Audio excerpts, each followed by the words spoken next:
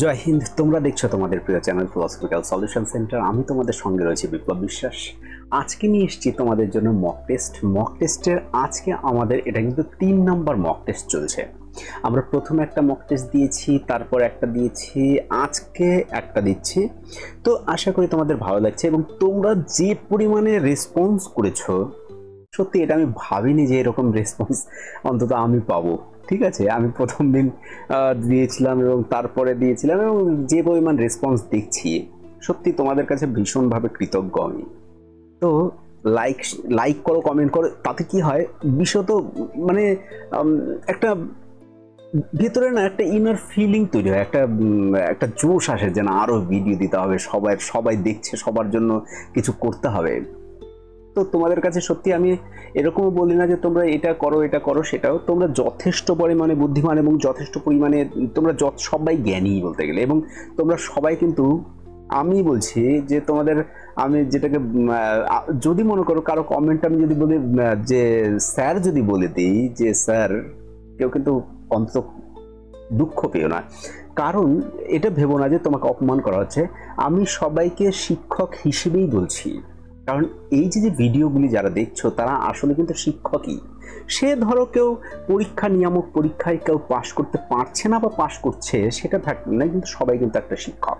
তো চলো এখানে বেশি কথা না বাড়িয়ে আমরা আজকের মক টেস্টে আজকের প্যাটার্নটা আমরা কি রেখেছি, কেমন ধীরে ধীরে আমরা কি করব, কিছু কঠিনও দেখব, কিছু সোজা দেখব, কিছু কঠিন দেখব, সোজা দেখব, যাতে আমরা সেটা অভ্যস্ত হয়ে পড়ি।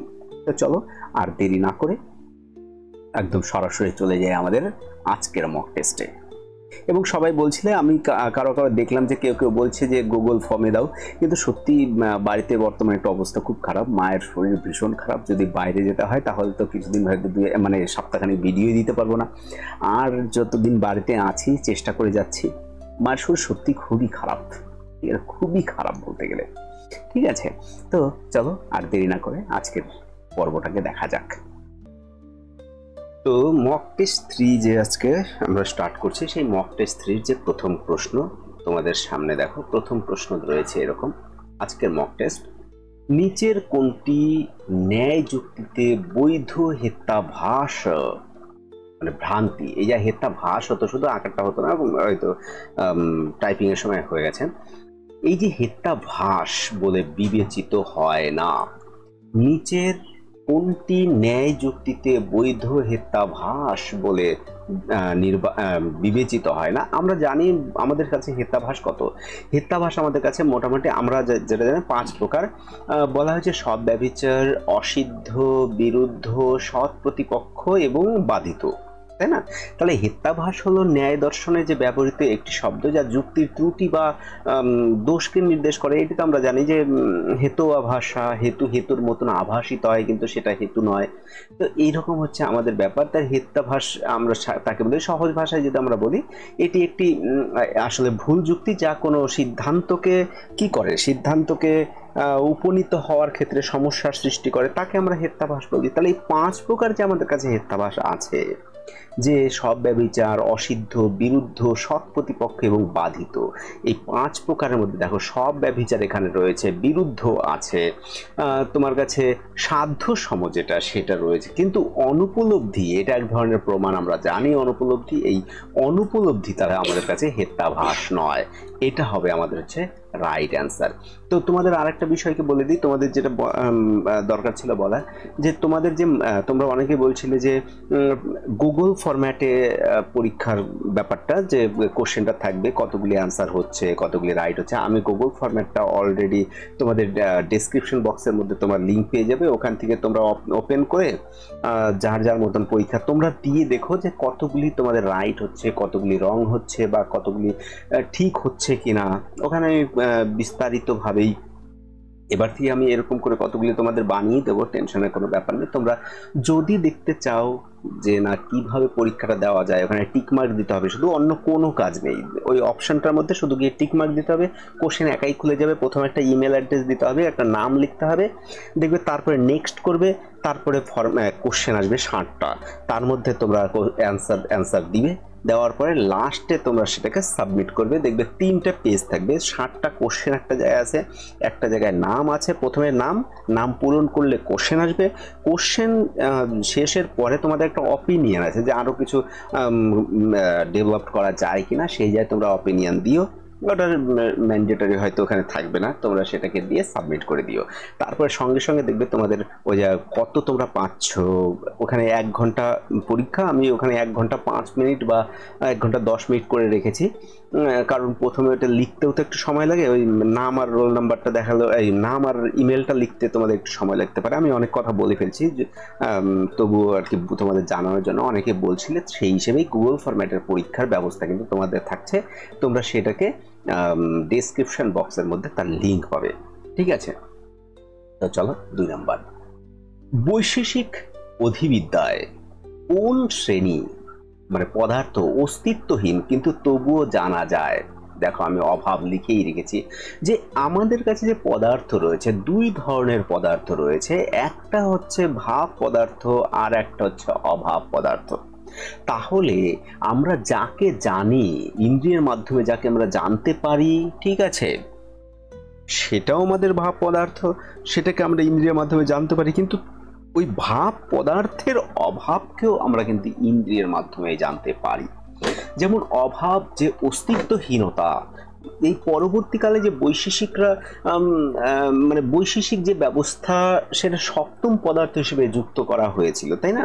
আমরা সেটাকে জানি, কিন্তু এটি অন্য একটি কারণও যদি একটু উপস্থিত বা অস্তিত্বহীনতাকে নির্দেশ করে, তবু কিন্তু সেটি জ্ঞানের বিষয় হিসেবে বিবেচিত হবে। তাই জ্ঞাতু, এটাকে আমরা জ্ঞাতও বলতে পারি।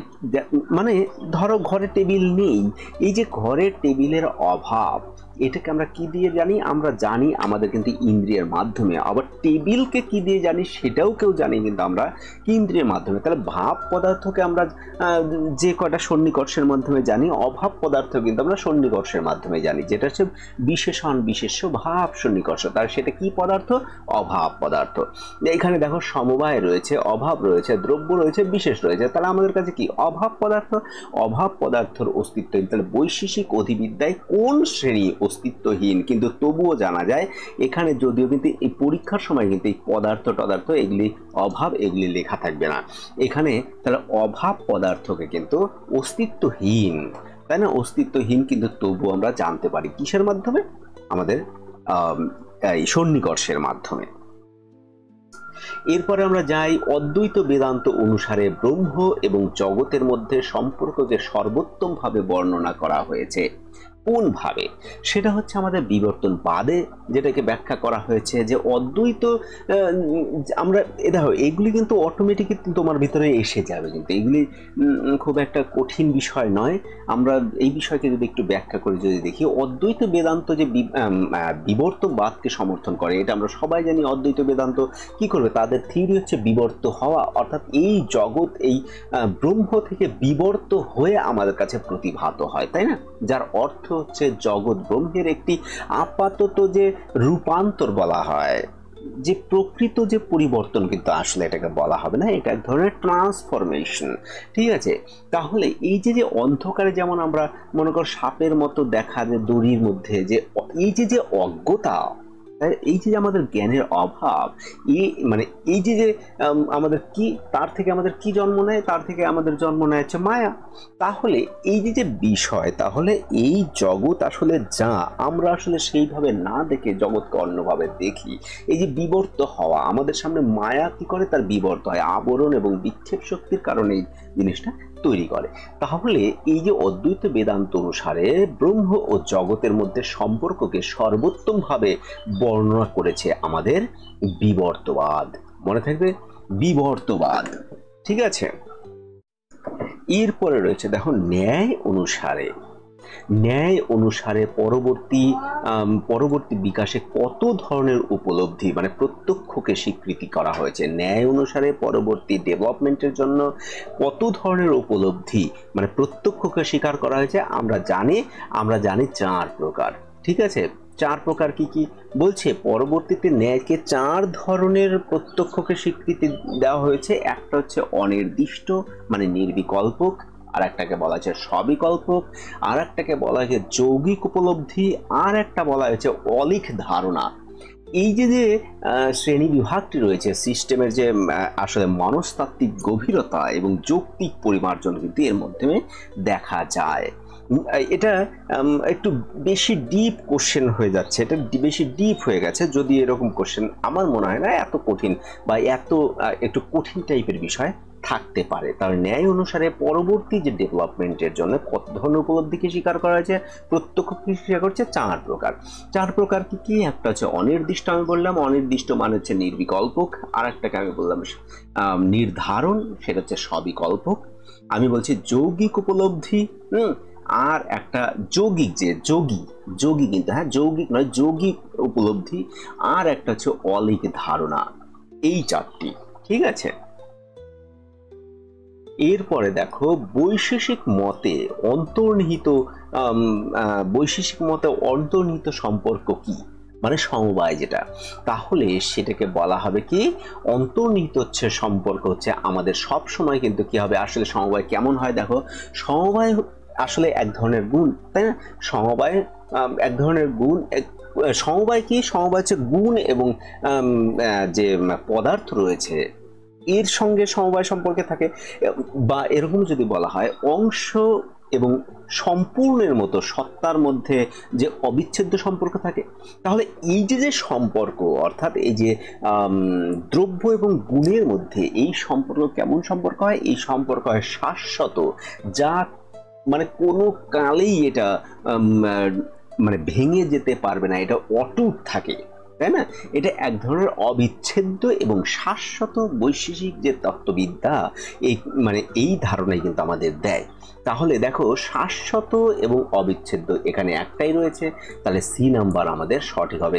দেখো একটু যদি মনে করো কোরিলেশন হিসেবে যদি একটু মানে একটু টেক্সট বই পড়ো, তাহলেই কিন্তু এটা কমপ্লিট হয়ে যায়, অন্য কোনো টেনশনের কোনো কারণ নেই। বেদান্তে আলোচিত চেতনার 3টি অবস্থাত্রয় কোনটি অংশ নয়? অবস্থাত্রয় আসলে কি? সবার প্রথম আমাদের এটা জানার দরকার। এখানে দেখো জাগ্রত, স্বপ্ন, সুষুপ্তি, সমাধি এরকম রয়েছে। আমাদের এই অবস্থাত্রয় যে রয়েছে এর মধ্যে যে কোনো একটা অবস্থাত্রয় নয়, কিন্তু অবস্থাত্রয় কাকে বলা হয়েছে?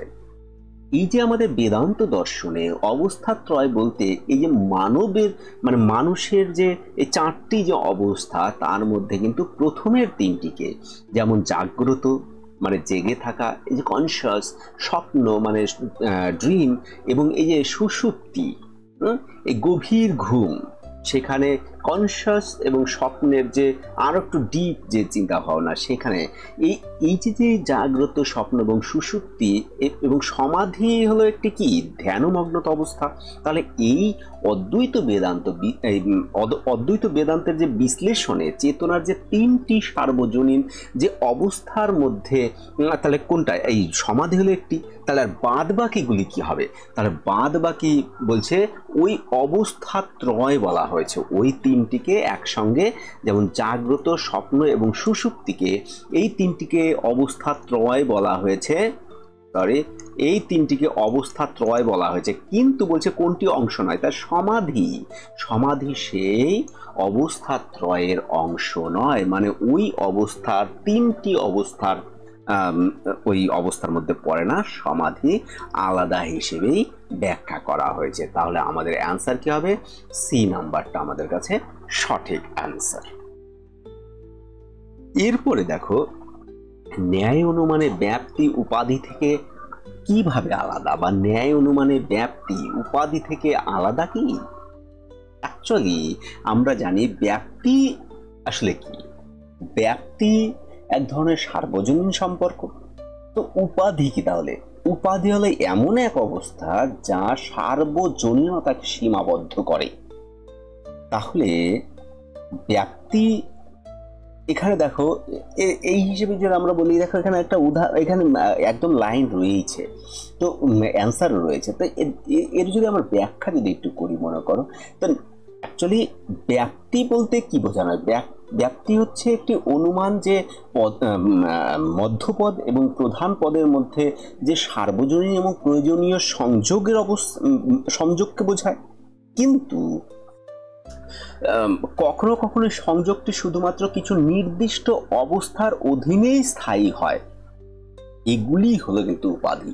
তাহলে যোগ্যতা, শর্ত বা সঠিক অনুমানের জন্য অপসারণ করা হতে পারে। তো এক্ষেত্রে দেখো, ব্যাপ্তি হলো সার্বজনীন সম্পর্ক, আর উপাধি হলো কি একটা সার্বজনীন সীমাবদ্ধতা। তাহলে আমাদের কাছে অ্যান্সার তাহলে কি হচ্ছে? B number. দেখো, ব্যাপ্তি হলো সার্বজনীন সম্পর্ক, উপাধি হলো এমন এক অবস্থা যা সার্বজনীনতাকে সীমাবদ্ধ করে। তাহলে আমাদের কাছে বি হচ্ছে সঠিক অ্যান্সার। এরপরে দেখো, সাংখ্য অনুসারে প্রকৃতিকে বলা হয়, সাংখ্য অনুসারে প্রকৃতিকে কি বলা হয়েছে?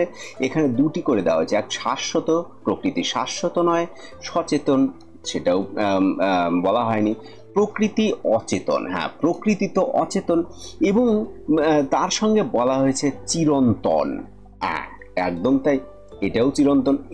এক্ষেত্রে দেখো, সচেতন যদি বলা হয়, সচেতন তো পুরুষ এবং সসীম নয়, পুরুষ আবার সসীম নয়, পুরুষ তো অসীম। তাহলে এক্ষেত্রে দেখো, অচেতন এবং চিরন্তন বলতে সাংখ্যরা কি বলছেন? যে বলছেন প্রকৃতি হলো জড় জগতের আদিম, অচেতন এবং শাশ্বত কারণ। তাহলে এটি একটি গুণ, সত্য, রজ ও তম দ্বারা গঠিত। তাহলে যদি মনে করো শাশ্বত, তাহলে এটি চেতন নয়, তাহলে চেতনা পুরুষের থাকে, তাহলে এটা অচেতন হওয়ার কথা, তাহলে শাশ্বত কারণ। তাহলে এখানে আমাদের হবে বি নাম্বার সঠিক। আর তারপরে তোমাদের আরেকটা বিষয়কে বলে রাখছি, যদি মনে করো কোথাও যদি ভুল ভ্রান্তি হয়ে থাকে আমার, তাহলে অবশ্যই কিন্তু তোমরা খারাপভাবে বলো বা ভালোভাবে বলো, কমসে কম আমাকে একবার নক করবে, ঠিক আছে? যে স্যার এই কোশ্চেনটা এইটা হওয়া উচিত বা এই কোশ্চেনটা এটা হবে, এরকম বলে দিও, তাহলে আমারই সুবিধা হয়। কারণ আমরা তো আর সেই মহাপণ্ডিত নই বা মহাজ্ঞানীও নই, ঠিক আছে? ভুল ভ্রান্তি হতেই পারে একটু, সে একটু তোমরা একটু দেখো বিষয়কে। তোমরাও তো একজন দার্শনিক, আমরা দার্শনিক সবাই চালাচ্ছি বলতে গেলে। সাংখ্যে বিবর্তন শুরু হয় কখন? সাংখ্যে বিবর্তন তখনই শুরু হয়, সাংখ্যের যে বিবর্তন শুরু হয় যখন পুরুষের মানে শুদ্ধ চেতনা যে আছে তার সান্নিধ্যে, যদি এরকমই ভাষার্থ ব্যবহার করা হয়েছে, তার কাছাকাছি বা তার সঙ্গে প্রকৃতির যে গুণগুলির ভারসাম্য যখন বিঘ্নিত করে, এই ভারসাম্যহীনতাই সৃষ্টির প্রক্রিয়াকে কিন্তু সূচিত করে। তাহলে আমরা অ্যান্সারে কি বলতে পারি? দেখো, পুরুষের সাথে প্রকৃতির সাথে মিশে যান না, পুরুষ প্রকৃতির সাথে মিশে যান না, পুরুষ সৃষ্টি কামনা করেন না। তাহলে প্রকৃতি পুরুষের সংস্পর্শে আসেন, হ্যাঁ এইটা। তাহলে এই যে পুরুষ তো নির্বিকার, একদম উনি একদম বসে আছেন, প্রকৃতি যখন তার এই তিন গুণের কারণে তাকে ভারসাম্য বিঘ্নিত করেন, তাহলে প্রকৃতি পুরুষের সংস্পর্শে আসেন। তাহলে এখানে আমাদের সি নাম্বার হবে সঠিক। যোগ দর্শনে দুঃখের প্রধান কারণ, দুঃখ কি? যোগ দর্শনে দুঃখের প্রধান কারণ কি? যেমন বলা হয়েছে যোগ দর্শনের প্রধান কারণ, যেমন অবিদ্যা, অস্মিতা, রাগ, দেশ এবং অভিনিবেশ। অবিদ্যা, অস্মিতা, রাগ, দেশ এবং অভিনিবেশ এটা রয়েছে। সেখানে রয়েছে দেখবে অবিদ্যা, প্রত্যেকটা ভারতীয় দর্শনেই রয়েছে। আমাদের দুঃখের মূল কারণ হচ্ছে তত্ত্ব জ্ঞানের না জানা, মানে তত্ত্ব জ্ঞান সম্পর্কে আমাদের জ্ঞান না থাকা, এটা তার মানে অবিদ্যা। অবিদ্যা হচ্ছে আমাদের কি দুঃখের মূল কারণ। তো পতঞ্জলি যে অবিদ্যা, যে প্রকৃত যে প্রকৃত সত্তার যে অজ্ঞতা, সেই সম্পর্কে যে সমস্ত ক্লেশের, এই যে পঞ্চক্লেশ রয়েছে, অবিদ্যা, অস্মিতা, রাগ, দেশ ও অভিনিবেশ, এই যে দুঃখের মূল বলে মনে করেন, যার মধ্যে তিনি মনে করেন যে আসক্তি, অহংকার এবং ভয় অন্তর্ভুক্ত, তাহলে এটি বন্ধন এবং দুঃখের মৌলিক কারণ। তাহলে আমাদের কাছে কি হবে? এই অবিদ্যা, এই অজ্ঞতা আমাদের কিন্তু কি করে যোগ দর্শনে, শুধু যোগ দর্শনে, বেশিরভাগ সব ভারতীয় দর্শনেই মোটামুটি অবিদ্যাই আমাদের দুঃখের কিন্তু মূল কারণ হিসেবে বিবেচিত হয়েছে। এরপরে দেখো, যোগের 8টি অঙ্গ সম্মিলিতভাবে পরিচিত। যোগাঙ্গের 8টি অঙ্গ, যোগাঙ্গের 8টি অঙ্গ কি কি? এই সম্মিলিত ভাবে যেটাকে বলা হয় সেটাকে কি বলে? এক তো কর্মযোগ, ভক্তিযোগ, অষ্টাঙ্গযোগ, জ্ঞানযোগ। বৌদ্ধ দর্শনে আছে অষ্টাঙ্গিক মার্গ, তাই না? আর যোগ দর্শন আছে অষ্টাঙ্গ যোগ। তাহলে এই অষ্টাঙ্গ যোগের মধ্যে কি আছে? অষ্টাঙ্গিক মার্গের মধ্যে আছে তোমার সম্যক দৃষ্টি, সম্যক দর্শন, সম্যক কর্মান্ত, সম্যক আজীব, এগুলি। কিন্তু আমাদের পতঞ্জলির যে যোগ দর্শনে সেই অষ্টাঙ্গ যোগ বলা হয়েছে যাকে, তার মধ্যে কি কি আছে তোমরা কিন্তু মনে রাখো, নোট করেও রাখতে পারো। যম, নিয়ম, আসন, প্রাণায়াম, প্রত্যাহার, ধারণা, ধ্যান ও সমাধি। এই কয়টাই তো, এই আটটাই তো হলো। দেখি, যম, নিয়ম, আসন, প্রাণায়াম, প্রত্যাহার, ধারণা, ধ্যান, সমাধি। হ্যাঁ, এই আটটাকে একসঙ্গে কি বলা হয়েছে? অষ্টাঙ্গ যোগ বলা হয়েছে। ঠিক আছে। যোগসূত্র অনুসারে চিত্তবৃত্তি নিরোধকে কি বোঝায়? চিত্তবৃত্তি নিরোধ সেটাকে বলা হয়েছে, এটা কিন্তু আমাদের চিত্তবৃত্তির যে নিরোধ, এখানে বলা যায় চিত্তবৃত্তি নিরোধকে যোগ বলা হয়েছে। কিন্তু এখানে দিয়েছে দেখো একটু অন্য, অহংকার দমন, শারীরিক আকাঙ্ক্ষা নিয়ন্ত্রণ, মানসিক পরিবর্তনের অবসান আর ইন্দ্রিয় থেকে মুক্তি। এখানে দেখবে আমরা এটাকে যদি আমরা দেখি যে যোগসূত্রের 1.2 এর যোগ সংজ্ঞায় বোধহয় এরকম বলা হয়েছে যে যোগস চিত্তবৃত্তি নিরোধঃ, যোগ হলো মনের পরিবর্তনের অবসান। তাহলে দেখো মানসিক পরিবর্তনের অবসান আমাদের রয়েছে, তাহলে যোগ হলো মনের পরিবর্তনের অবসান, তাহলে মানসিক পরিবর্তনের অবসান।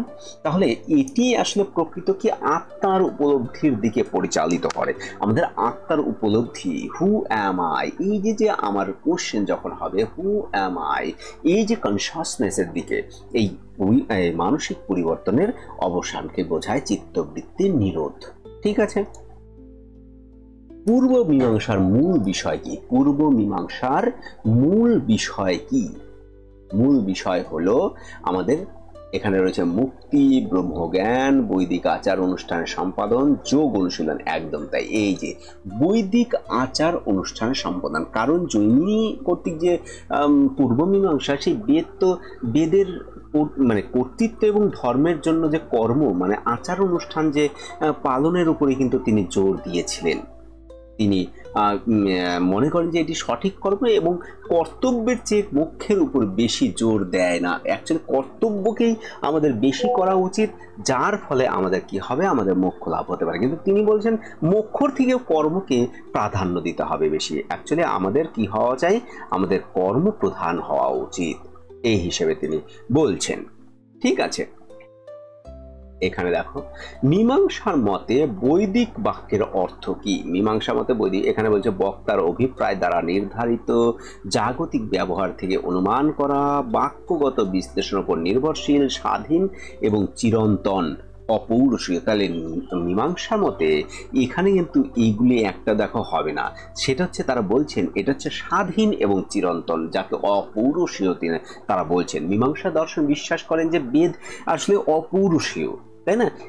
মানে মানবিক সৃষ্ট নয় এবং শাশ্বত মনে করেন। তাহলে বৈদিক বাক্যের অর্থ এবং গঠন এবং প্রেক্ষাপট থেকে উদ্ভূত কি হবে? যে বক্তার যে উদ্দেশ্য থেকেই কিন্তু এগুলি সব। কারণ বেদের উপর তো কোনো রচয়িতা নেই, বেদের তো কোনো রচয়িতা নেই, তারা বলছেন বেদ অপৌরুষীয়। তারা আমাদের ডি নাম্বার সঠিক উত্তর হওয়ার কথা, তাই না?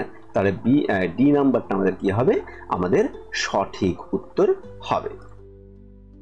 এরপরে চলো যাই 15 নম্বর। নিচের কোন বিবৃতি চারবাক জ্ঞান তত্ত্বের সাথে সামঞ্জস্যপূর্ণ নয়? তাহলে কোনটা? 1 নম্বর বলছে উপলব্ধি জ্ঞানের একমাত্র বৈধ প্রত্যক্ষ মানে মাধ্যম। উপলব্ধি মানে কিন্তু প্রত্যক্ষ, কিন্তু হ্যাঁ, এই যা বারে বারে আমি এটাই লিখেছি, অনেক জায়গায় এটাকে দেখছিও। তাহলে প্রত্যক্ষ জ্ঞানের একমাত্র বৈধ মাধ্যম কি? যে কোনটি জ্ঞান তত্ত্বের সাথে সামঞ্জস্যপূর্ণ নয়? তা প্রত্যক্ষ জ্ঞানের একমাত্র বৈধ মাধ্যম, অনুমান সর্বদা ভুলের ঝুঁকিতে থাকে, তাই অবৈধ। বেদের সাক্ষ্য গ্রহণযোগ্য নয় যদি এটি উপলব্ধির সাথে সামঞ্জস্যপূর্ণ হয়। উপলব্ধি মানে কিন্তু আবার সেই প্রত্যক্ষ। তাহলে এই যে প্রত্যক্ষ দৃশ্যমান এবং অদৃশ্য উভয় সত্তাকেই প্রকাশ করতে পারে না। প্রত্যক্ষ দৃশ্যমান এবং এবং অদৃশ্য উভয় সত্তাকেই তো প্রকাশ করতে পারে না, কারণ তারা মনে করেন, চার্বাকরা কি বলেন, জ্ঞানের একটি বৈধ যে উৎস হিসেবে কেবল প্রত্যক্ষকেই গ্রহণ করেন, তারা অনুমান এবং সাক্ষ্যকে প্রত্যাখ্যান করেন। কিন্তু বিশেষ করে যদি তা প্রত্যক্ষের উপর ভিত্তি করে না হয়, তাহলে অদৃশ্য যে সত্তা রয়েছে, যেমন আত্মা, স্বর্গ ইত্যাদি, এগুলির অস্তিত্ব যে রয়েছে, সেই অস্তিত্ব অস্বীকার করবেন। তাই উপলব্ধি প্রত্যক্ষ যেটা রয়েছে, তা প্রত্যক্ষ তাদের প্রকাশ করতে পারবে না। তাহলে এক্ষেত্রে কিন্তু আমাদের অ্যান্সার হয়ে যাবে ডি। তাহলে দেখো, যুক্তি দিয়েও কিন্তু একটু তোমাকে দৃশ্যমানতা কিন্তু রাখতে হবে। তাহলে আমাদের এখানে ডি নাম্বার অ্যান্সার সঠিক। চার্বাক নীতিশাস্ত্র অনুসারে জীবনের চূড়ান্ত লক্ষ্য কি? জীবনের চূড়ান্ত লক্ষ্য কি? জীবনের চূড়ান্ত লক্ষ্য হচ্ছে এই জীবনে শুধুই আনন্দ করা। কারণ তারা বলছেন যাবজ্জীবেত সুখেন জীবেত ঋণং কৃত্য ভীতং কৃবেত। তার মানে আমাদের লক্ষ্য হচ্ছে যে পুনর্জন্ম বলে যখন কিছু নেই, পরলোক বলে কিছু নেই, পাপ বলে কিছু নেই, তাহলে আমাদের কাজ হবে এই জগতে যা আছে তাকেই আমাদের ভোগ করা এবং জীবনকে নির্বাহ করা এবং বেরিয়ে যাওয়া এই জগৎ থেকে। তাহলে আমাদের পরবর্তীতে আর কিছু নেই, তাহলে আমাদের দুঃখ নামেও কিছু নেই।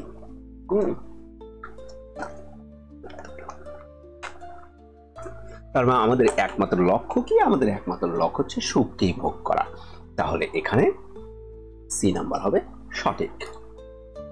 এরপরে দেখো, বৌদ্ধ ধর্মের অনাত্মা বা অনত্তা তত্ত্ব অনুসারে নিচের কোনটি সত্য? এক্ষেত্রে তোমাদের একটা বলি, বৌদ্ধ ধর্মে কিন্তু অনতয় আকার এই বিষয়টা, এটা পালি ভাষায়, হ্যাঁ, আর এটা হচ্ছে অনাত্মন, এটাকে হচ্ছে আমাদের সংস্কৃত ভাষায় কিন্তু রাখা হয়েছে, এই জন্য আমি দুটোকেই উল্লেখ করেছি। তা বৌদ্ধ ধর্মের যে অনাত্ম তত্ত্বটা, এই অনুসারে নিচের কোনটি সত্য? আত্মা শাশ্বত এবং অপরিবর্তনশীল, চেতনা হলো আত্মার স্থায়ী সারাংশ, স্থায়ী আত্মার ধারণা একটি মায়া, আত্মা ব্রহ্মের সাথে অভিন্ন। কারণ তারা বলেন মানস প্রবাহের কথা, তাই না? দেখবে বৌদ্ধ দর্শনে বলা হয়েছে মানস প্রবাহ। তাহলে চেতন এবং স্থায়ী সারাংশ কিছুই নেই, শাশ্বত নামেও কিছু নেই, তাহলে এটা হয়ে যাবে স্থায়ী আত্মার ধারণা একটি মায়া। এটা হবে সঠিক, আত্মা ব্রহ্মের সাথে হবে না। তার মানে তারা যেহেতু বলছেন যে আত্মা হচ্ছে পরিবর্তনশীল, মানস প্রবাহ, তাহলে স্থায়ী আত্মার ধারণা আমাদের কাছে একটা মিথ্যা, একটা ভুল, একটা প্রলাপ হবে। কিসের, কাদের মতে? বৌদ্ধ মতে। মনে থাকে জানো। প্রতীত্য সমুৎপাত বা ডিপেন্ডেন্ট অরিজিনেশন, নির্ভরশীল যে উৎপত্তি এবং দুঃখ, এর মধ্যে সম্পর্ককে নিচের কোনটি সবচেয়ে ভালোভাবে উপস্থাপন করে? তাহলে এই প্রতীত্য সমুৎপাদ এবং দুঃখকে আমরা যদি আলাদা করে একটু ব্যাখ্যা যদি করে দিই, মনে করো, বা করে নিই, যে প্রতীত্য সমুৎপাদ আমাদের কি শিক্ষা দেয়? আসলে যে সমস্ত কিছুরই কারণ রয়েছে, তাই না, এবং অবস্থার উপর নির্ভরশীল হয়েই উৎপন্ন হয়, এটা আমাদের বলে। কিন্তু দুঃখ অবিদ্যা এবং তৃষ্ণা থেকে উদ্ভূত হয়, তাই তো? এবং যদি এই কারণগুলি দূর করা হয়, তবে তা বন্ধও হতে পারে। ঠিক আছে, তাহলে কোনটি সমালোচনা ভালো উপস্থাপন করে? এইবার আমরা দেখি। ঈশ্বরের ইচ্ছাকে দুঃখের না, দুঃখ চিরন্তন এবং ধ্বংস না, দুঃখ তো চিরন্তন নয়। তাহলে অজ্ঞতা এবং আকাঙ্ক্ষার কারণে একদম, এই যে দেখো, এইটা সঠিক হবে। দুঃখের একটি মায়া এবং অস্তিত্ব নেই, না, এটা হবে না। তাহলে অজ্ঞতা এবং আকাঙ্ক্ষার কারণে দুঃখের উৎপত্তি, তাহলে এটা আমাদের কি হয়? আমাদের কি দ্বাদশ নিদান এসে পড়ে, সেখান থেকে আমাদের বৌদ্ধদের যে 4টি আর্য সত্য আছে, তার জ্ঞান যদি আমাদের এই অজ্ঞতাকে দূর করতে পারি, তাহলে আমরা দুঃখ থেকে মুক্তি লাভ করতে পারি। তাহলে এক্ষেত্রে সি, এক্ষেত্রেও সি, কিন্তু দুটোই সি অ্যান্সার সঠিক। জৈন ধর্ম অনুসারে নিম্নলিখিত কোন জোড়াগুলি সঠিকভাবে মিলেছে? জীব অচেতন সত্তা, পুদ্গল অচেতন বস্তু, ধর্ম সৎকর্মের মাধ্যমে সঞ্চিত যোগ্যতা, আকাশ আত্মা স্থান। তাহলে বলা হয়েছে যে এখানে জৈন দর্শন হিসেবে পুদ্গল এবং অচেতন বস্তু, এটা সঠিক হবে। কেন? কারণ দেখো, পুদ্গল হলো জড় বস্তু, তাহলে 6টি দ্রব্যের মধ্যে যে পদার্থগুলি আমাদের রয়েছে, একটি অচেতন, তাহলে জীব সংবেদনশীল, তাই না? জৈন ধর্মে যে ধর্ম নৈতিক যোগ্যতা এটাও নয়, বরং এটা গতির মাধ্যমকে বোঝানো হয়েছে। তাহলে আকাশ হলো স্থান, আত্মাও আকাশ, তাহলে আকাশ হলো স্থান, আত্মা কিন্তু তাহলে স্থান নয়। তাহলে এক্ষেত্রে পুদ্গল এবং অচেতন বস্তু এই দুটোর জোড়া সব থেকে সঠিকভাবে মিলবে, কিন্তু বোঝা গেল। একে দেখো, কোন মতবাদ জৈনদের সত্যের উপর বহুমুখী দৃষ্টিভঙ্গি গ্রহণ করার অনুমতি দেয়? কোন মতবাদ জৈনদের সত্যের উপর বহুমুখী দৃষ্টিভঙ্গি গ্রহণ করার অনুমতি দেয়? সেটা কিন্তু আমাদের অনুমতি দেয় হচ্ছে অনেকান্তবাদ। ঠিক আছে, অনেকান্তবাদ। হ্যাঁ, কেন? কারণ অনেকান্তবাদ মনে করেন যে অনেকান্তবাদ মানে কি? অনেকান্তবাদ মানে হচ্ছে যে একতরফা নয়, যা বাস্তবতার মুখোমুখি প্রকৃতি, তাই না? তাহলে এটি অনেকান্তবাদ যে রয়েছে, এটা কি বিশ্বাস করবে? এটা বিশ্বাস করে যে সত্য জটিল এবং একক দৃষ্টিকোণ থেকে সম্পূর্ণরূপে প্রকাশ করা যায় না। তাহলে এই অনেকান্তবাদ যে রয়েছে, যে শর্তাধীন যে ভবিষ্যৎবাণীর যে মতবাদ রয়েছে আমাদের, সেটার যে সপ্তভঙ্গি যে নয় রয়েছে, সপ্তগুণ যে ভবিষ্যৎবাণী রয়েছে, এর দার্শনিক ভিত্তির উপর নির্ভর করে। তাহলে জৈনদের বহুমুখী দৃষ্টিভঙ্গি গ্রহণ করার অনুমতি দেয় একমাত্র অনেকান্তবাদ। ঠিক আছে, এরপরে দেখো আমরা চলে এসেছি কোথায়? আমরা চলে এসেছি ওয়েস্টার্ন ফিলসফিতে। তাহলে অধিবিদ্যাকে প্রথম দর্শন আখ্যা দিয়েছিলেন কে? আমরা সবাই জানি অধিবিদ্যাকে প্রথম দর্শন আখ্যা দিয়েছিলেন আমাদের অ্যারিস্টটল। মনে থাকবে, অধিবিদ্যাকে প্রথম দর্শন আখ্যা দিয়েছিলেন কে? অ্যারিস্টটল। 2 নম্বর বলছে নিকোম্যাকন ইথিক্স কার লেখা? নিকোম্যাকন ইথিক্স অ্যারিস্টটলের লেখা। ঠিক আছে, অ্যারিস্টটল কি বলছেন? অ্যারিস্টটল এক্ষেত্রে যদি আমরা বলি যে এই যে অ্যারিস্টটল যে নিকোম্যাকিনিয়ান যে এথিক্স নামক যে মানব কর্মের প্রকৃতি বা নীতিশাস্ত্র কিন্তু তিনি কি করেছিলেন? বিবেচনা করে হাইডৌমোনিয়া যে এই ধারণার মানে মূলে রয়েছেন এমন বলছেন, এবং প্রায়শই যে সুখ হিসেবে অনুবাদ করা হয়।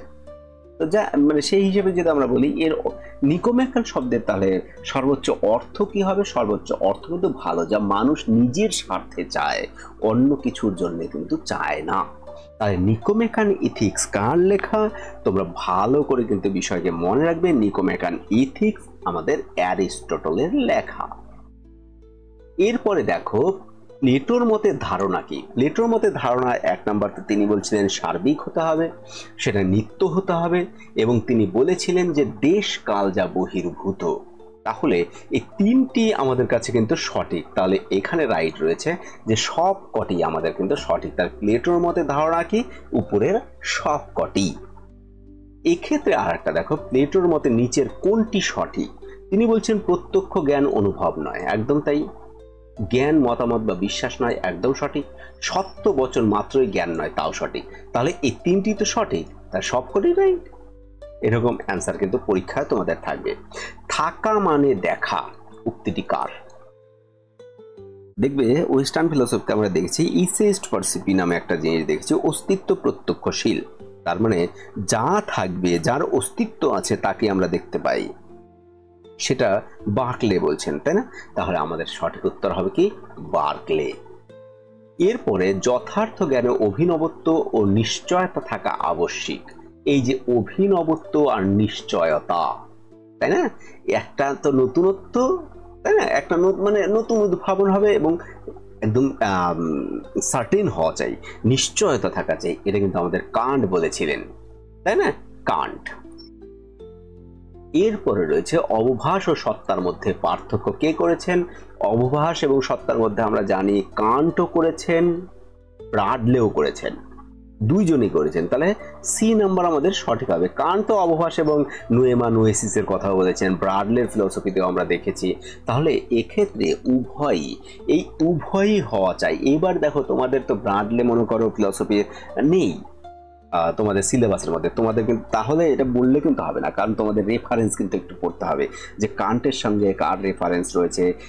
আমরা একবার নেট পরীক্ষা দিতে গিয়ে দেখেছিলাম আইনস্টাইনের রিলেটিভিজম, রিলেটিভ থিওরি বোধহয় দেখেছিলাম। তার ওটা আমাদের কার সঙ্গে, স্থান কাল পাত্র এগুলির সঙ্গে, কান্ট এদের সঙ্গে যে স্পেস এগুলির সঙ্গে তো যুক্ত রিলেটিভিজম। তো সেই সময় একটা কোশ্চেন এসেছিল, তো জানি না, আমার যেহেতু আমার সাথে রিলেটেড ছিল না, আমি প্রথমে নাম উচ্চারণ করতে পারিনি, যে আইনস্টাইন, আমার এটা ধারণার মধ্যেই ছিল না যে আইনস্টাইন নামে কেউ এইটা কোশ্চেন থাকতে পারে। তো অনেকবার চেষ্টা করার পরেও ওটাকে আমি করতে পারিনি। পরে আমি ডেকার্ট বোধহয় একটা রাইট দিয়ে এসেছিলাম, যদিও কাটা হয়েছিল।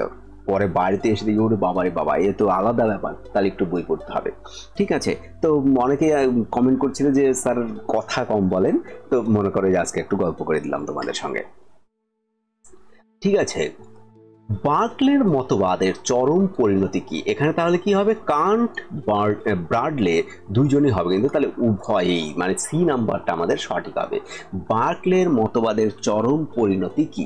আমরা জানি বার্কলের মতবাদ কি, বার্কলের মতবাদ হচ্ছে ইসিস্ট পার্সিপি, তাই না? তার মতবাদের চরম পরিণতি যে আত্মগত ভাববাদ, সংশয়বাদ, বিচারবাদ, প্রত্যয়বাদ। তাহলে আমরা জানি আত্মগত ভাববাদ, কারণ আত্মগত ভাববাদ এই কারণে, বার্কলের মতবাদের চরম পরিণতি যদি আমরা দেখি, তিনি বলছেন আত্মগত ভাববাদের কথা বলবেন, কারণ হচ্ছে তার অর্থ কি হবে, তার অর্থ হচ্ছে বস্তু সমূহের যে অস্তিত্ব কেবল তখনই থাকে যখন সেগুলি কখনো মনের উপর, তিনি বলছেন তাই না, যে মনের উপর তা উপলব্ধি হয়, মনের দ্বারা উপলব্ধ হয়।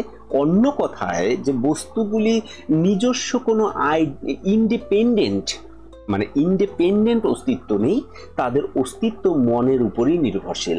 সেখানে থেকে একটা সমস্যা হচ্ছিল যে যদি আমরা চোখ বন্ধ করি তাহলে কি জগৎ থাকবে না?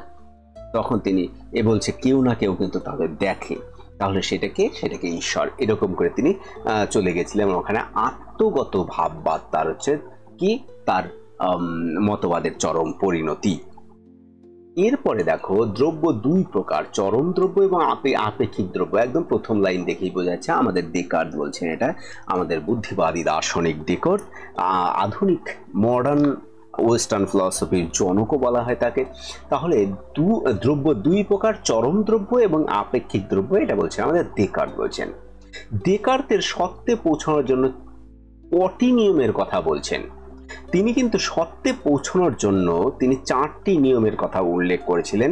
সেই 4টি নিয়মও তোমাদের আমি বলছি। সেই 4টি নিয়ম সম্পর্কে তোমরা একটু জেনে রাখাও দরকার, কারণ যদি না জেনে থাকো, যদি কথার কথা তোমাদের সমস্যা যদি কোনো সময় হয়, সেই হিসেবে আমি বলছি।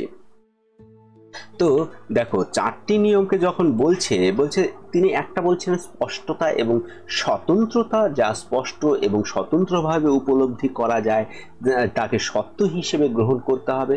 তার মানে হলো মানে কোনো ধারণা বা জ্ঞানকে স্পষ্টভাবে বোঝায় এবং একটিকে অন্য ধারণা থেকে আলাদাভাবে চিন্তা ভাবনা করা, এটা তার হচ্ছে প্রথম সূত্র ছিল। তার মানে একটা স্পষ্টতা এবং স্বতন্ত্রতা, ক্ল্যারিটি অ্যান্ড ডিস্টিংনেস। ঠিক আছে, আর একটা ছিল তার হচ্ছে বিশ্লেষণ, অ্যানালাইসিস। অ্যানালাইসিস কেমন হবে, যদি কোনো জটিল সমস্যা হয় সেটাকে ছোট ছোট অংশে আগে ভেঙে নিতে হবে বা ভাগ করে নিতে হবে, তার প্রত্যেকটিকে আলাদা আলাদাভাবে বিশ্লেষণ করা যেতে পারে, দ্যাট ইজ দ্য অ্যানালাইসিস, বিশ্লেষণের কথা বলছে। আর একটা বলছে সংশ্লেষণ, সিনথেসিস। বলছে সিনথেসিস হচ্ছে মানে সংশ্লেষণের পর যে ছোট ছোট অংশগুলিকে একত্রিত করে একটি সামগ্রিক ধারণা গঠন করা। আর একটা বলছে ইনোমিনেশন, মানে গণনা।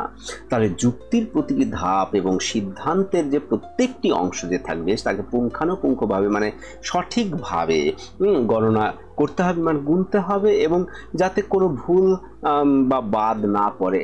তো এই হচ্ছে আমাদের 4টি নিয়ম ছিল। এই 4টি নিয়মের দ্বারাই তিনি কি করছেন, তার বলছেন যে যথার্থ সঠিক সত্যে আমরা পৌঁছতে পারি। তাহলে এই 4টি নিয়মের কথা তিনি বলেছেন। এরপরে রয়েছে স্পিনোজার মতে ঈশ্বর ও প্রকৃতি হলো, ঈশ্বর এবং প্রকৃতি কি? ঈশ্বর এবং প্রকৃতি হচ্ছে অভিন্ন। কেন? কারণ স্পিনোজা বলছেন যে ডিওস ইন ন্যাচেরা, যে তিনি বলছেন ঈশ্বর এবং প্রাণীর যে ধারণার জন্য বিখ্যাত তার উক্তি, এরকম একটা বিষয় আমি একটা জায়গায় মধ্যে দিয়েছিলাম, যদিও জানি না উচ্চারণটা সঠিক হলো কিনা বা সঠিক লাইন বললাম কিনা। কারণ তিনি হচ্ছে সর্বেশ্বরবাদী, তিনি এই দৃষ্টিভঙ্গিতে পোষণ করেন। তাহলে তার হিসেবে তিনি দাবি করেন ঈশ্বর এবং প্রকৃতি এক এবং একই পদার্থ। যা কিছু বিদ্যমান এই জগতে রয়েছে তা একই পদার্থের একটি রূপ। তার পরিবর্তন হতে পারে, যাকে তিনি ঈশ্বর বা প্রকৃতি বলেছিলেন, তাহলে সেই হিসেবে তার মধ্যে ঈশ্বর এবং প্রকৃতি অভিন্ন, কারণ তিনি আইডেন্টিক্যাল চিহ্ন দিয়ে সমান সমান দিয়ে এরকম রেখেছিলেন, তাই না? এরকম তো আমরা দেখেছি এটা। জন লক ট্যাবুলা রাসা, ট্যাবুলা রাসা TABULA, ট্যাবুলা RASA, ট্যাবুলা রাসা বলতে কি বোঝেন? ট্যাবুলা রাসা বলতে আমরা জানি বোঝেন যে সাদা, জন্মের পরে আমাদের মন থাকে সাদা কাগজের মতো, এগুলি পরে অভিজ্ঞতার মাধ্যমে সেটা আস্তে আস্তে আস্তে আস্তে ভর্তি হয়। তা জন্মের সময় এটি ফাঁকা স্লেটের মতন, একদম তাই। তো এই হচ্ছে আমাদের ব্যাপার, এবং এটা দৃষ্টিভঙ্গি, এটা কাদের দৃষ্টিভঙ্গি? অভিজ্ঞতাবাদের দৃষ্টিভঙ্গি। আমাদের কি হয়, এই যে সংবেদন এবং প্রতিফলনের মাধ্যমে সেই আমাদের অভিজ্ঞতা এসে আমাদের সেই সাদা কাগজকে ভর্তি করে, তাই না? এরপরে রয়েছে স্পিনোজার অধিবিদ্যায় মহাবিশ্বে কটি পদার্থ বিদ্যমান। স্পিনোজার অধিবিদ্যায় মহাবিশ্বে কটি পদার্থ বিদ্যমান তিনি বলছেন যে একটি। স্পিনোজা বলছেন একটি, আর সেটাকে তিনি ঈশ্বরের কথা বলছেন। যে তিনি কেমন করে যদি বলতে হয়, তিনি বলছেন যে একটি মাত্র পদার্থ আছে যা সসৃষ্ট, সসীম এবং শাশ্বত, এবং এটাকে আমরা ঈশ্বর বলছি বা প্রকৃতি বলছি, আর বাকি সব কিছু পদার্থের একটি রূপ মাত্র। তা বাকি সব কিছুই এক একটি পদার্থের এক একটি রূপ মাত্র, তাছাড়া আর কিছুই নয়, এরকমই তিনি বলছেন। তার থিওরির নাম কি? প্যানথেইজম। আর স্পিনোজার থিওরির উপরে আমি দিয়েছি, দেখবে ফিলসফি বড় একটা ভিডিও দিয়েছি, প্যানথেইজম, ওখানেও সম্পূর্ণভাবেই কিন্তু আমরা আলোচনা করেছি। তো দেখো, ওগুলিও দেখো। লকের মতে প্রাথমিক গুণগুলি হলো, লকের মতে প্রাথমিক গুণগুলি কি? ব্যক্তিভেদে, বিষয়ভেদে ভিন্ন ভিন্ন না, বাস্তব নয়, কেবল জ্ঞানের মধ্যে সীমাবদ্ধ না, বস্তুর অন্তর্নিহিত উপলব্ধি থাকে স্বাধীন, আবেগ অনুভূতি, হ্যাঁ, বস্তুর অন্তর্নিহিত বা উপলব্ধি থেকে স্বাধীন। কেন তিনি বলছেন? যে কারণ হচ্ছে লক যে প্রাথমিক এবং গৌণ যে গুণগুলির মধ্যে পার্থক্য করেন। তাহলে প্রাথমিক গুণগুলি কোনগুলি? যেগুলি হচ্ছে পরিবর্তনশীল, তাহলে এগুলি বস্তুগতভাবে বা এর বিদ্যমান থাকে, তাই না? তাহলে গৌণ গুণগুলি যে প্রাথমিক গুণগুলি যেগুলি রয়েছে, যেমন আকার, আকৃতি বা গতি, এগুলি রয়েছে, যে এগুলি তারা বস্তুগতভাবে বস্তুর মধ্যে বিদ্যমান থাকবে। কিন্তু গৌণ গুণগুলি যেগুলি এছাড়া, যেমন রং, গন্ধ, স্বাদ, এগুলি মনের মধ্যে বিদ্যমান, যা যে উপলব্ধি করেন, পর্যবেক্ষণ করেন, তার উপর নির্ভর করে। তাহলে সেটা কি হবে? বস্তুর অন্তর্নিহিত এবং উপলব্ধি থেকে স্বাধীন। ঠিক আছে? তোমাদের কিন্তু আমি কিন্তু তোমাদের জন্য যে কোশ্চেনের ব্যবস্থা করেছিলাম গুগল ফরম্যাটে, সেটা কিন্তু ডিসক্রিপশন বক্সে দেওয়া আছে, তোমরা সেটাকে দেখে নিও। ঠিক আছে? সেটার অ্যাটেন্ড করো। তোমরা অ্যাটেন্ড করলে আমি মোটামুটি বুঝতেও পারবো যে কত লোক মোটামুটি এটার পিছনে আছো। তা সেই হিসেবে তোমাদের যদি কোনো অপিনিয়ন থাকে, এখানে যেমন তোমরা দিতে পারছো না, সেই ফরম্যাটের মধ্যে তোমরা অপিনিয়ন দিতে পারো। ঠিক আছে? দিও।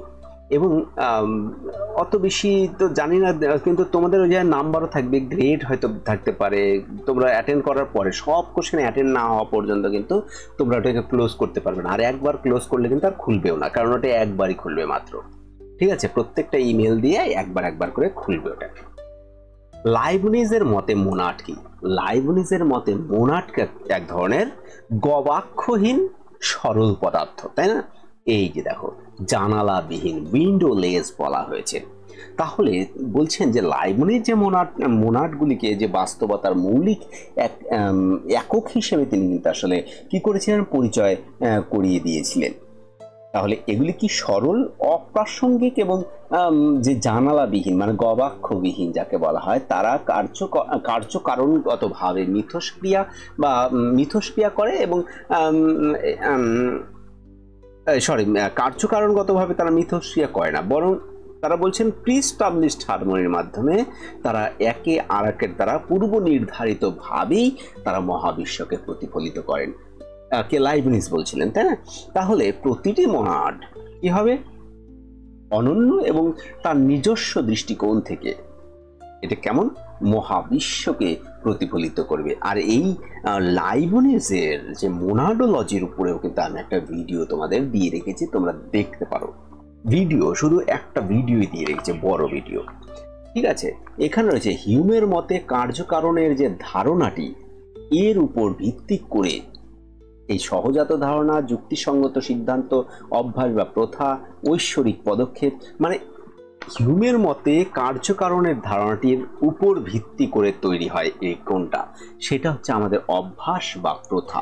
মনে থাকবে হিউমের মতে যে আমাদের কি হয়, কারণ উনি বলছেন যে নেসেসারি কানেকশন তো ওখানে নেই। তাহলে এবার দেখো কোনো একটা ঘটনা পূর্বে ঘটছে এবং তারপরে একটা ঘটবে, এটা আমাদের আস্তে আস্তে কি হয়, অভ্যাস বা ট্র্যাডিশন বা প্রথা হয়, তাই না? কারণ তিনি সতত সংযোগের কথা বলছেন ওখানে। ঠিক আছে, তাহলে সি নাম্বার সঠিক। এরপরে দেখো লাইবনিজের পর্যাপ্ত কারণের নীতিকে বলা হয়েছে, কি বলা হয়েছে? লাইবনিজের পর্যাপ্ত কারণের নীতিকে একটা জিনিসই বলা হয়েছে যে প্রতিটি সত্যের অবশ্যই একটি ব্যাখ্যা বা কারণ থাকতে হবে। কেন কেন কারণ থাকতে হবে? কারণ লাইবনিজ পর্যাপ্ত কারণের নীতি কি বলে আসলে, যে কোনো কারণ ছাড়া কিছুই ঘটে না, সব কিছুই কোনো না কোনো একটা কারণের জন্যই ঘটে। তাই প্রত্যেকটি সত্য, প্রস্তাব বা ঘটনার জন্য, তাই না, কি করতে হবে, এটি কেন ঘটে তার যথেষ্ট কারণ থাকে। তাহলে এবং কি বলা হবে, তাহলে অন্যথায় এরকম ঘটনা ঘটবে না। তাহলে এই নীতিটা আর অধিবিদ্যা যুক্তিবাদী দৃষ্টিভঙ্গির কেন্দ্রবিন্দু কিন্তু এটাকে ধরে নিতে আমাদের হচ্ছে কি, পর্যাপ্ত কারণের নীতি। তাহলে কি বলে এটা, বলছে প্রতিটি সত্যের অবশ্যই একটি ব্যাখ্যা বা কারণ থাকতে হবে। নিচের কোনটি হিউমের জ্ঞান তত্ত্বে সবচেয়ে ভালোভাবে বর্ণনা করে? নিচের কোনটি হিউমের জ্ঞান তত্ত্বকে সবচেয়ে ভালোভাবে বর্ণনা করে? এক আছে জ্ঞানের উৎপত্তি সহজাত ধারণা থেকে। জ্ঞানের উৎপত্তি সহজাত ধারণা তো মানবেই না। জ্ঞান জগতের উৎপত্তি বিদ্যমানগত নীতি থেকে, তাও মানবে না। জ্ঞান সকল জ্ঞানের উৎপত্তি অধিবিদ্যাগত নীতি থেকে, মানবেন না উনি। জ্ঞানের উৎপত্তি ইন্দ্রিয় গ্রাহ্য অনুভূতি এবং একদম সঠিক এটা। কেন এটাকে মানবেন কেন তিনি? কারণ হিউম একজন ছিলেন কি, অভিজ্ঞতাবাদী দার্শনিক, এটা আমরা সবাই জানি। কি তিনি অ্যাকচুয়ালি মনেও করতেন যে যে সমস্ত জ্ঞান ইন্দ্রিয় গ্রাহ্য, যে ছাপ থেকে আসে, ইমপ্রেশন থেকে আসে। তাহলে যা মন বা ধারণা তৈরি করতে যে প্রক্রিয়াজাত করে, তাই না, তার ছাপগুলি প্রাণবন্ত এবং শক্তিশালী। তো অন্যদিকে যে ধারণাগুলি, সেই ছাপগুলি কিন্তু ক্ষীণ অনুলিপি হবে, ঠিক আছে, মানে কপি। তাহলে হিউমের দৃষ্টিতে কোনো সহজাত ধারণা নেই, তার সবকিছু অভিজ্ঞতার মাধ্যমে আসে। তার জ্ঞানের উৎপত্তি ইন্দ্রিয় গ্রাহ্য অনুভূতি এবং ধারণা থেকেই পাবো আমরা, তাই তো। এরপরে রয়েছে দেখো সামাজিক দর্শনের কেন্দ্রীয় উদ্বেগ, দ্য সেন্ট্রাল কনসার্ন কি? তার কেন্দ্রীয় উদ্বেগ, সেন্ট্রাল যে কনসার্ন যে সমাজ দর্শনের, সেটা হচ্ছে আমাদের কি, বৈজ্ঞানিক জ্ঞানের প্রকৃতি, পরমাণুর গঠন, ব্যক্তি ও সমাজের মধ্যে সম্পর্ক, ব্যক্তি ও সমাজের মধ্যে সম্পর্ক। কেন?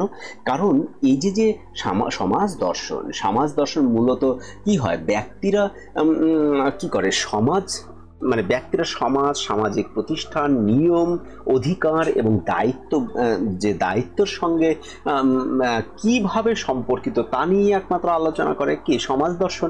তাহলে ব্যক্তি এবং সমাজের মধ্যে সম্পর্ককে আলোচনা করবে, তাই তো। আমাদের সি নাম্বার অ্যান্সার রাইট হবে। ন্যায় বিচার হিসেবে ন্যায্যতার ধারণা, ন্যায় বিচার হিসেবে ন্যায্যতা, ঠিক আছে, জাস্টিস অ্যাজ এ ফেয়ারনেস। তাহলে এর ধারণার সাথে নিম্নলিখিত কে যুক্ত? আমরা জানি এর সঙ্গে যুক্ত কিন্তু জন রলস। কেন? কারণ John Rawls the theory of justice যে বইটি তিনি লিখেছেন, সেখানে তিনি বলছেন যে ন্যায় বিচার হিসেবে ন্যায্যতা, এই তত্ত্বটির কিন্তু তিনি প্রবর্তন করেছিলেন। মনে থাকবে কে? জন রলস। তার কি বই? যা থিওরি অফ জাস্টিস, ঠিক আছে। একটি কাল্পনিক যে মূল অবস্থানে সমতা বা যুক্তিসঙ্গত যে চুক্তির উপর কিন্তু তিনি কি করেছিলেন, জোর দিয়েছিলেন। মনে থেকে যেন মূল অবস্থান যেটা বিষয়, সেখানে সমতা এবং যুক্তিসম্মত চুক্তির উপরে তিনি জোর দিয়েছিলেন। কোথায়? The A theory of justice একটা বইয়ের মধ্যে। তার কি নামের থিওরিটা? যে ন্যায় বিচার হিসেবে ন্যায্যতা, মানে fair, justice as a fairness, ঠিক আছে। এরপরে রয়েছে আমাদের 41, কার্ল মার্কসের মতে ইতিহাসের প্রধান চালিকা শক্তি কি? ইতিহাসের প্রধান চালিকা শক্তি হচ্ছে অর্থনৈতিক দ্বন্দ্ব। কেন? কারণ মার্ক্সের ঐতিহাসিক যে বস্তুবাদ সেটা বিশ্বাস করা হয়েছে, বা তারা বিশ্বাস করতেন অর্থনৈতিক যে কাঠামো বা শ্রেণী সংগ্রাম ইতিহাস জুড়ে সামাজিক পরিবর্তন, এটা কিন্তু এইটের উপরেই ভিত্তি করে কিন্তু দাঁড়িয়ে রয়েছে। তা অর্থনৈতিক দ্বন্দ্ব কার্ল মার্ক্স মনে করবেন। এরপরে রয়েছে 42, নিচের কোনটি সামাজিক চুক্তি তত্ত্বকে সবচেয়ে ভালোভাবে সংজ্ঞায়িত করে? বলছে দুটি জাতির মধ্যে একটি চুক্তি না, সমাজ এবং সরকার গঠনের জন্য ব্যক্তিদের মধ্যে একটি চুক্তি, এটা তো সঠিক আছে। তাহলে একটি ব্যবসার একটি আইন হতেই পারে না অন্য। তা বি নাম্বার দেখো, সমাজ এবং সরকারের মধ্যে যে সরকারের যে গঠনের মধ্যে ব্যক্তিদের মধ্যে একটি চুক্তি। কেন বলছেন তিনি? বলছেন যে সামাজিক চুক্তি তত্ত্ব ব্যাখ্যা কিভাবে করবে যে ব্যক্তিদের পারস্পরিক সম্মতির মাধ্যমে সমাজ এবং সরকার গঠিত হয়। তাহলে যেমনটি হবস, লক এবং রুশোর ধারণার মধ্যে দেখা যায়, তা সামাজিক চুক্তি তত্ত্ব তার কি করবে? সমাজ এবং সরকারের গঠনের জন্য তার ব্যক্তিদের মধ্যে একটি চুক্তি তৈরি হবে, তার এটি স্বাভাবিক হওয়ার কথা। এরপরে দেখো এখানে 43 নাম্বার, তাহলে ন্যায় বিচার বা আদর্শ রাষ্ট্র নিয়ে আলোচনা করা দ্য রিপাবলিক বইটির লেখককে আমরা সবাই জানি, এটা লেখক হচ্ছে প্লেটো। রিপাবলিক বইটি তিনি লিখেছেন। ভাগবত-গীতার নীতিতত্ত্বের সবচেয়ে ভালো বৈশিষ্ট্য কোনটি? ডিওন্টোলজিক্যাল নীতিশাস্ত্র, হেডোনিজম, সদ্গুণ নীতিশাস্ত্র, পরিমাণবাদ। আমরা জানি ডিওন্টোলজিক্যাল, কারণ ডিওন্টোলজিক্যাল থিওরি এক্ষেত্রে ভাগবত গীতার যে ফলাফলের প্রতি ওরা বলছে না যে আসক্তি ছাড়াই মানে কর্ম করার উপর জোর দেয়, তো ডিওন্টোলজি কিন্তু তাই একদম সামঞ্জস্যপূর্ণ কিন্তু ওখানে বলছেন। ঠিক আছে, তাহলে এই যে পরিণতির উপর নয়, বলছে পরিণতির উপর নয়, বরং ব্যক্তির ভূমিকা এবং দায়িত্বের উপর ভিত্তি করে পদক্ষেপ নেওয়ার পরামর্শ কিন্তু কি দেয় ডিওন্টোলজিক্যাল থিওরি। তাহলে আমাদের যেমন ভাগবত গীতাও বলে যে তোমার যদি কোনো একটা সৎ কাজ হতে হয় তাহলে উদ্দেশ্য এবং উপায় দুটোই কিন্তু সঠিক হওয়া চাই। তো যেমন ধরো একজন চোর চুরি করে আনে আর মানুষকে বিলিয়ে দেয়, তো ভালো কাজ তো করছে, ও তার উদ্দেশ্য ভালো, কিন্তু ওটাও ভালো কাজ হবে না। তার কাজও হতে হবে, উদ্দেশ্য হতে হবে সঠিক, এবং তার উপায়ও হতে হবে কিন্তু সৎ। ঠিক আছে, তার আমাদের সি নাম্বার এখানে সঠিক। এরপরে রয়েছে 45, নিম্নলিখিত কোন দার্শনিক ক্যাটেগরিক্যাল ইম্পারেটিভের সঙ্গে যুক্ত? তা আমরা জানি কান্ট, অবশ্যই কান্ট হওয়ার কারো নিঃশর্ত যে আদেশ এটাকে বলা হয়।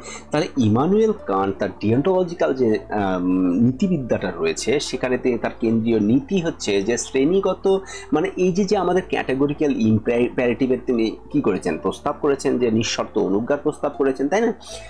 এখানে কি মানে যেমন বলে যে কেবলমাত্র সেই সর্বোচ্চ নীতির উপরেই কাজ করার দাবি করেন যা মানে নিজে আর কি যে সার্বজনীন আইনে পরিণত করতে পারা যায়, তার উপরে কিন্তু আমাদের কি করতে হবে? জোর দিতে হবে।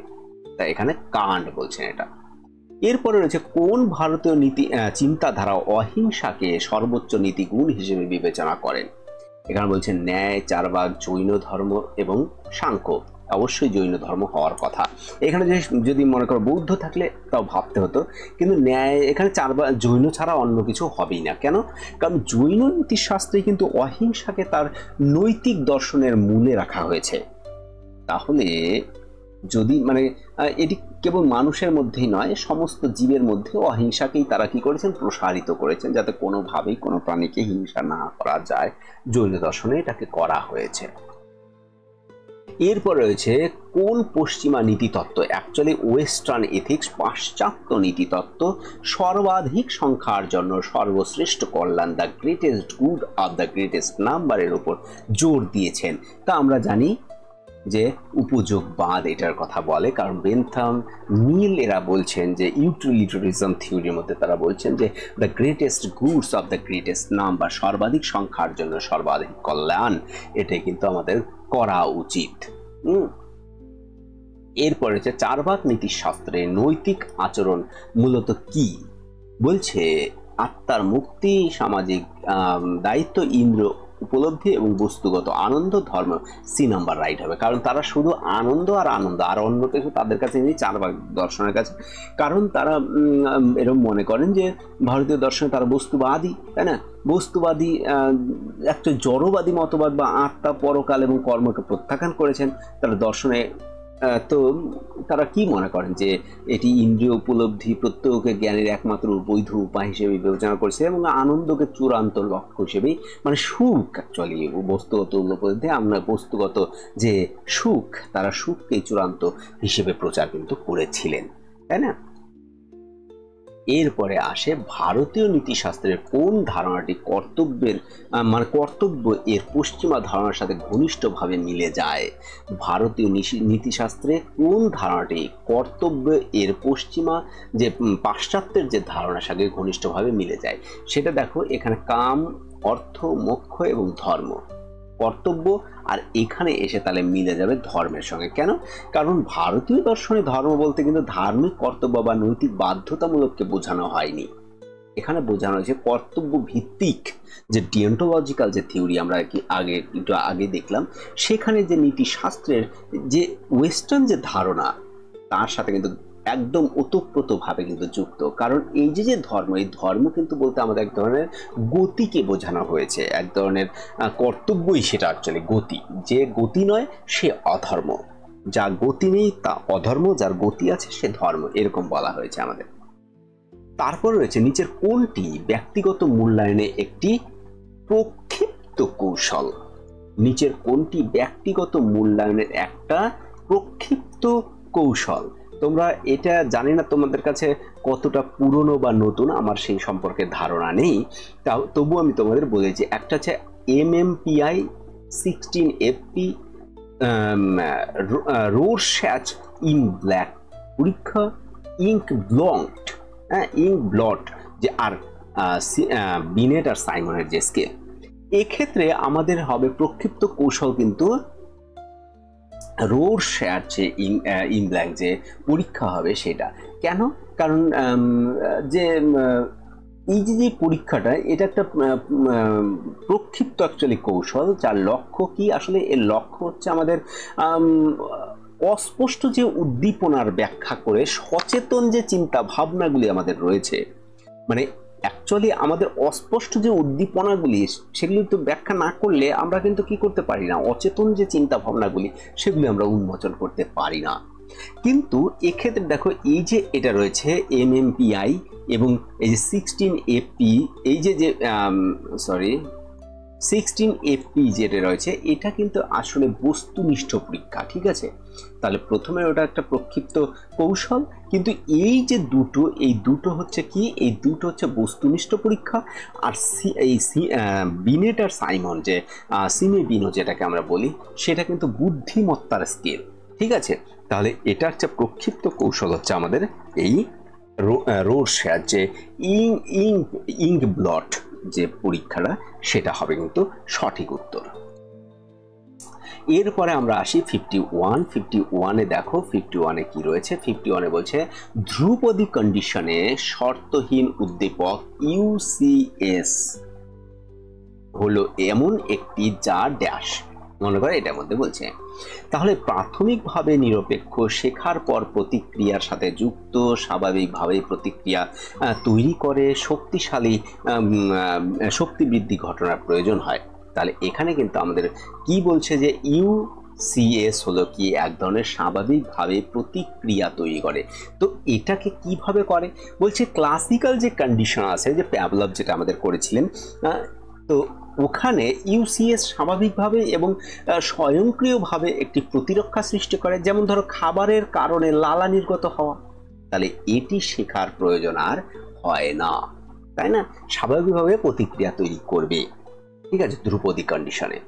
আর এখানে দেখো জ্ঞানীয় বিভেদ ধারণাটি কে প্রস্তাব করেছিলেন? জ্ঞানীয় বিভেদ এই ধারণাটি প্রস্তাব করেছিলেন, তোমরা যতদূর তোমরা জানো কিনা, লিওন ফেস্টিঙ্গার, মনে থাকবে, লিওন ফেস্টিঙ্গার জ্ঞানীয় বিভেদ ধারণাটি প্রস্তাব করেছিলেন। এই ফেস্টিঙ্গার অ্যাকচুয়ালি জ্ঞানীয় অসঙ্গতির ধারণাটির প্রবর্তন করেছিলেন। হ্যাঁ, কেন? যা এটা কি আসলে, যা পরস্পর বিরোধী বিশ্বাস বা মূল্যবোধ ধারণা করার সময় যে মানসিক অস্বস্তি অনুভব করা হয় সেটাকে বোঝায় কিন্তু আসলে। ঠিক আছে, এই যে জ্ঞানীয় বিভেদটা, ধরো একটা বিষয়কে ধারণা করতে চাচ্ছ, তোমার ভেতরে কি হচ্ছে, একটা বিভেদ হবে কিনা এইরকম একটা ব্যাপার, পারস্পরিক যে মূল্যবোধের, এই কে লিওন ফেস্টিঙ্গার। এরপরে রয়েছে মস্তিষ্কের কোন অংশটি মূলত চাক্ষুষ তথ্য প্রক্রিয়াকরণের জন্য দায়ী? মস্তিষ্কের কোন অংশটি মূলত চাক্ষুষ তথ্য প্রক্রিয়াকরণের জন্য দায়ী? এখানে দেখো বলছে অক্সিপিটাল লোব। ঠিক আছে, এটা হবে কেন? কারণ মস্তিষ্কের পিছনে অবস্থিত, তোমরা জানো অক্সিপিটাল লোব মূলত এটা আমাদের কিন্তু দেখার সঙ্গে কিন্তু যুক্ত। আমাদের কোনো বিষয়কে উপলব্ধি, যে দেখে যখন আমরা উপলব্ধি, সেটা কিন্তু পেছনেরটা না থাকে, আমাদের দৃষ্টি শক্তি ধীরে ধীরে ওখানে কমতে থাকে, তাই না? আমরা এটা জানি। পিয়াগেটের মতে কোন পর্যায়ে শারীরিকভাবে উপস্থিত নয় এমন বস্তুর উপর মানসিক ক্রিয়াকলাপ সম্পাদনের ক্ষমতা শিশুর বিকশিত হয়? কোথায়? সেটাকে বলা হচ্ছে আনুষ্ঠানিক অপারেশনাল বলা হবে। কেন? কারণ আনুষ্ঠানিক যে কর্মক্ষমতার যে পর্যায়, সেটা কিন্তু কি হয়, মোটামুটি ধরো 12 বছর বয়স থেকে শুরু হয়। তো প্রায় 12 বছর বয়স থেকে এরকম করে শুরু হয়। তার শিশুরা এক্ষেত্রে কি হয়, বিমূর্তভাবে চিন্তা করার বা কাল্পনিক পরিস্থিতি সম্পর্কে যুক্তিসঙ্গতভাবে যুক্তি করার ক্ষমতা কিন্তু কি করে, বিকশিত করে, তাই না? তাহলে আনুষ্ঠানিক কি হবে, কর্মক্ষমতার যে পর্যায়, সেটা আবার আনুষ্ঠানিক অপারেশনাল এই বিষয়টার সঙ্গে যুক্ত হবে। এখানে রয়েছে 55 অপারেন্ট কন্ডিশনে একটি নেতিবাচক যে শক্তি বৃদ্ধি, অপারেন্ট কন্ডিশনে একটি নেতিবাচক শক্তি বৃদ্ধি কি হবে বলছে, আচরণের সম্ভাবনা বৃদ্ধি করা, বিরূপ উদ্দীপনা প্রসারণের করে আচরণ বৃদ্ধি করা। একদম তাই, এটা বিরূপ উদ্দীপনা অপসারণ করে আচরণ বৃদ্ধি করা। এটা কেন বলা হবে বলছে, নেতিবাচক যে শক্তি বৃদ্ধি, ভুল বোঝাবুঝি হয়, তাই না? এর মধ্যে তাহলে একটি অপ্রীতিকর যে উদ্দীপক অপসারণ করে যদি জড়িত থাকে, তাহলে একটি কি হবে, পছন্দসই আচরণকে সম্ভাবনা বৃদ্ধি পাবে। যেমন ধরো গাড়ির কোনো একটা আওয়াজ, শব্দ, তাই না? সেই শব্দ বন্ধ করার জন্য আমাদের কি করতে হয়, তার সিট বেল্ট কিন্তু বেঁধে রাখতে হবে। তার গাড়িতে মনে কর সিট বেল্ট না বাঁধলে একটা বিপ বিপ শব্দ হয়, তাহলে সেই বিপ বিপ শব্দকে কিন্তু বন্ধ করার জন্য আমাদের কি করতে হবে, তার সিট বেল্টকে বাঁধতে হবে। অনেক সময় গাড়ির মধ্যে দেখবো, বাইকের মধ্যে থাকে স্ট্যান্ড নামান থাকলো, তো স্ট্যান্ডটা না উঠালে স্টার্ট হয় না, তাহলে আমাদের উঠাতে হবে। তো এই যে হচ্ছে বিষয়। ঠিক আছে, এরপরে নিচের কোন যুক্তিটি অবৈধ? এক তো মোডাস পনেন্স, হ্যাঁ, এমপি আমরা জানি বৈধ, মোডাস টলেন্স এমটি বৈধ, হাইপোথেটিক্যাল সাইলিজম এইচএস আমরা এটাকেও জানি বৈধ, কিন্তু অ্যাফার্মিং দ্য কনসিকুয়েন্ট এটা কিন্তু আমাদের কাছে অবৈধ। কেন? কারণ এটা কি করে, উদাহরণস্বরূপ যদি আমি তোমাদের বলি যে যদি বৃষ্টি হয় তাহলে মাটি ভেজা থাকে, তাই না? তাহলে মাটি ভেজা আছে, সুতরাং তাহলে আমরা বলতে পারবো বৃষ্টি হচ্ছে। কিন্তু এক্ষেত্রে তো এরকম হতে পারে, কেউ দেখা গেলো হয়তো বাগানে জল দিচ্ছিল, তার জন্য মাটি ভেজা আছে। তো এই যে ব্যতিক্রম, তাহলে আমরা এটাকে বলতে পারি, তাহলে এই যে ফলাভাব, তাহলে ফলাফল নিশ্চিত করা একটি আনুষ্ঠানিক ভ্রান্তি। তাহলে এটা কেমন হবে, পি ইমপ্লাইজ কিউ, তাই না? তাহলে এখানে হবে হচ্ছে আমাদের যে কিউ হয়, তাই না? তাহলে কিউ, তাহলে সুতরাং পি, এরকম। কিন্তু এখানে কি হওয়া উচিত, পি ইমপ্লাইজ কিউ, পি তাহলে কিউ, কিন্তু এটা হয়ে যাবে তার উল্টো একটা বিষয়।